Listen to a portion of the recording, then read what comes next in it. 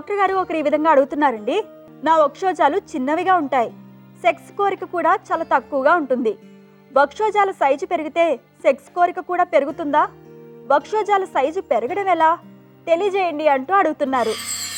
వక్షోజాల size పెరిగితే sex పెరగడం ఉండదండి, దానికి సంబంధం లేదు.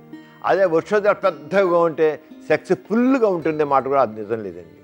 వక్షోజాల పరిమాణం ఉండొచ్చు, పెద్దగానే ఉండొచ్చు, కానీ వక్షోజాల్లో ఆ వక్షోజాలకే సంబంధం లేదు. ఇది మనసుకు సంబంధించి. సెక్స్లో ఎంజాయ్ చేయడం అనేది కెమికల్ రియాక్షన్. అది డోపమిన్ వల్ల కావచ్చు, ఆక్సిజన్ కావచ్చు, ఎండార్ఫిన్ కావచ్చు, టెస్టులు అయితే టెస్టిస్టెరోన్ కావచ్చు, ఈస్ట్రోజన్ దాటి వల్ల అవుతుంది, కానీ వక్షోజాల పరిమాణం బట్టి కాదు. చిన్న వక్షోజాలు కావచ్చు, ఈ హార్మోన్స్ చక్కగా ఉంటే చక్కగా సెక్స్ ఎంజాయ్ చేస్తారు.